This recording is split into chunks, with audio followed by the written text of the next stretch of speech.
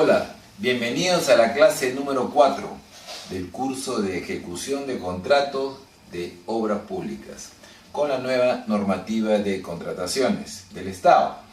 El día de hoy vamos a tratar sobre el cuaderno de obra. La normativa de contrataciones, la nueva normativa de contratación del Estado establece que el cuaderno de obra debe ser legalizado. Ahora sí lo establece. En las anteriores normativas no señalaba que sea obligatoria la legalización, salvo en los casos de obras por administración directa, donde sí existía la resolución de Contraloría 195-88-CG que obligaba a legalizar los cuadernos de obra, pero por administración directa.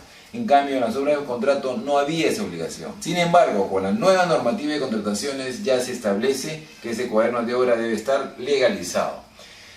Además, la nueva normativa también coloca una innovación respecto a que el contratista, ahora sí señala claramente que el contratista es el que debe entregar el cuaderno de obra y abrir el cuaderno de obra en la entrega de terreno. Antes no se mencionaba este punto, de tal manera que a veces se llegaba a la entrega de terreno y no había cuaderno de obra y obviamente entre el supervisor y el contratista discutían para ver quién tenía que entregar el cuaderno de obra. Eso ya no va más, porque ahora con la nueva normativa el contratista es el que debe entregar el cuaderno de obra en la entrega de terreno. Además, el nuevo reglamento establece que en el cuaderno de obra deben realizarse las anotaciones de los hechos relevantes, los más importantes, a diferencia del cuaderno de obra de una obra por administración directa, ¿no? En la obra por contrata solamente se anotan los hechos relevantes, en la obra por administración directa sí es otro tipo de anotación, ¿no? Porque así lo establece su propia normativa de administración directa. Entonces, acá en este caso de obra por contrata solamente debemos anotar los hechos relevantes. Además, el cuaderno de obra debe presentar un original y 3 copias. Una copia debe ir para la entidad, otro para el contratista y otro para la supervisión. Y el original evidentemente debe estar en la obra. Además, la normativa de contrataciones, ¿qué nos dice? Que los profesionales autorizados, ¿no? Para poder firmar en los asientos de obra son el residente de obra y el supervisor o inspector de obra.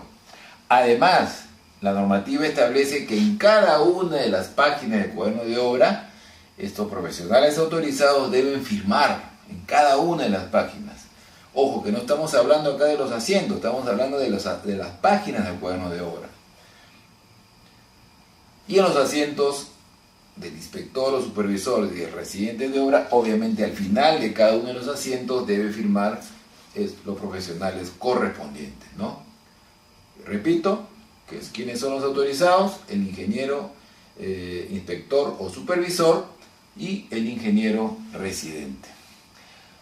Otra cosa que debemos tener en cuenta es que el cuaderno de obra se cierra con la recepción definitiva de la obra, ¿no? Entonces, la custodia también del cuaderno de obra le corresponde al residente de obra, ¿no? Y al concluir la obra y recepcionarse esta obra, el original debe conservarlo la entidad.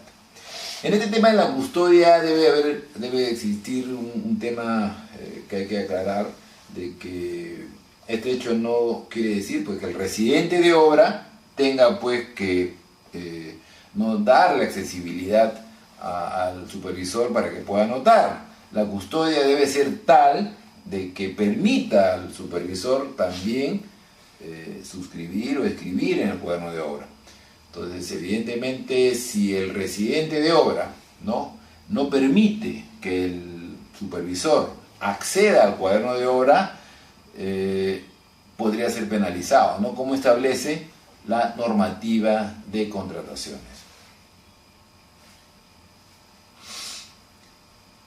Algunos requisitos del cuaderno de obra.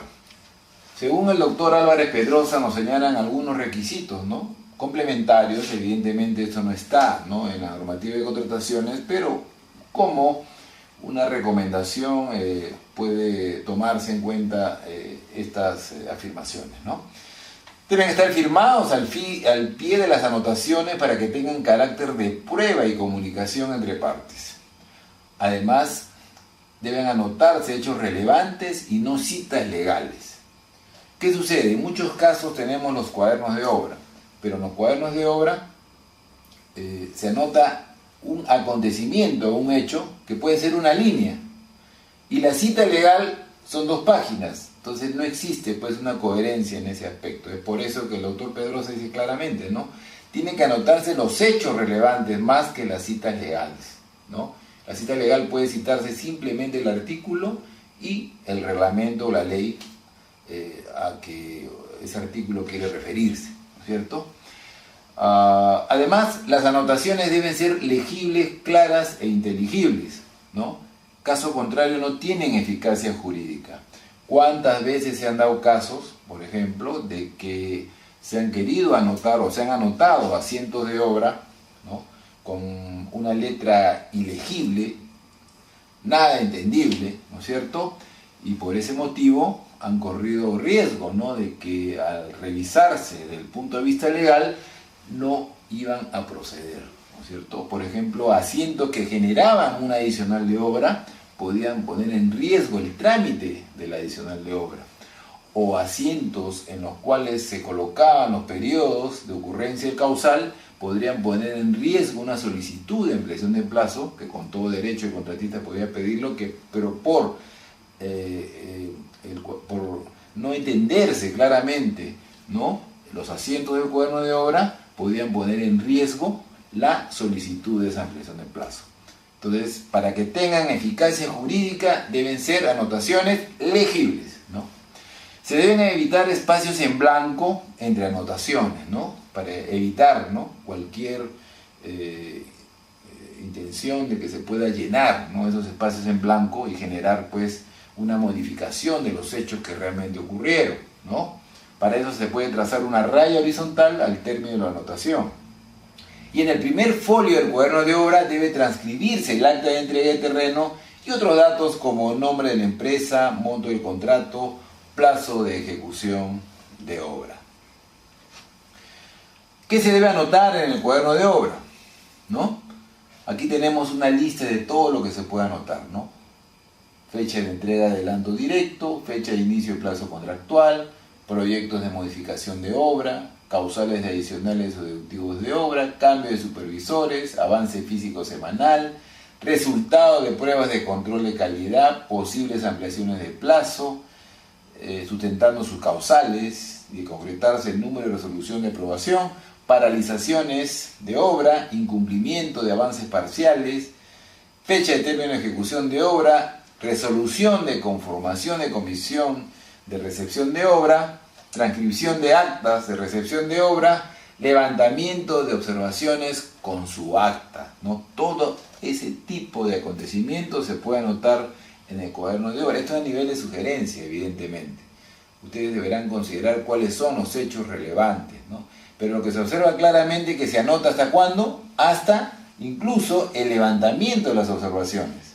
O sea, no hasta la terminación de la obra, sino hasta el levantamiento de las observaciones, y luego recién allí podría levantarse las observaciones, cerrarse el cuaderno de obra y el original entregarlo a la entidad. Como referencia dejamos estos pronunciamientos y opiniones, ¿no?, se presentan a continuación para que se pueda enriquecer, ¿no?, y ampliar los criterios respecto a este procedimiento de la normativa de contrataciones, a la gestión, ¿no?, de los cuadernos de obra, ¿no? Comunico que ya hemos estado resolviendo en el foro de consultas y aclarando algunas dudas que ustedes han presentado en las clases anteriores. Por lo mismo les invito a que participen o sigan participando de este foro de consultas a fin de poder enriquecer los conocimientos que puedan estar ustedes captando en las clases. Gracias.